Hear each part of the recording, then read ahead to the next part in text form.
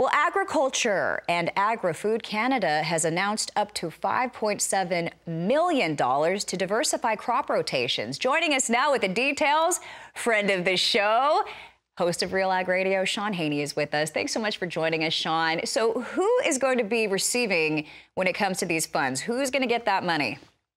Hey, Christina, great to be with you here this morning. So, yeah, the money is going to be allocated to the Canadian Field Crop Research Alliance, the CFCRA, to add another acronym to the mix. That's going to happen through the Agri-Science Program and Clusters component of the Sustainable Canadian Agricultural Partnership. So the SCAP is essentially the Canadian version of the Farm Bill, if you want to make that comparison.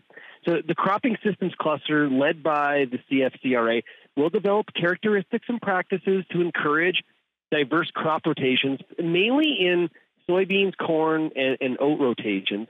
The Canadian Field Crop Research Alliance, it is actually a nonprofit entity that was founded, I didn't realize this, back in 2010, with an interest in advancing the genetic capacity of field crops in Canada.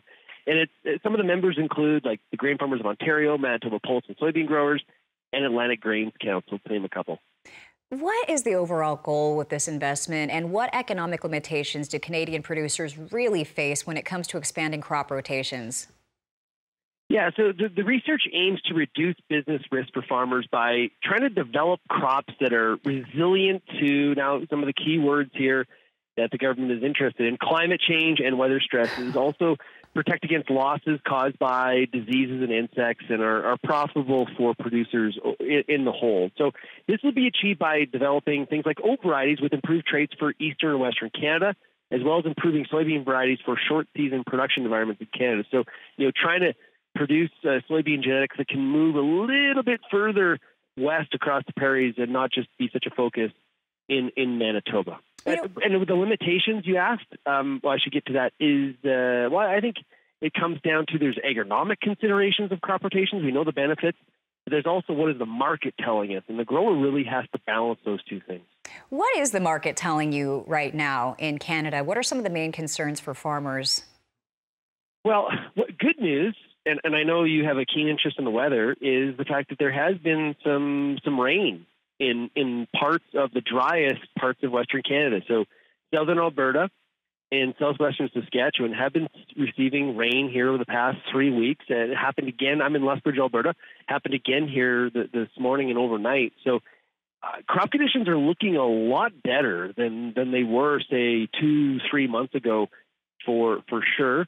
Planting and seeding, although like in our area here, is pretty close to, a lot of it is in the ground already, so it's very welcome.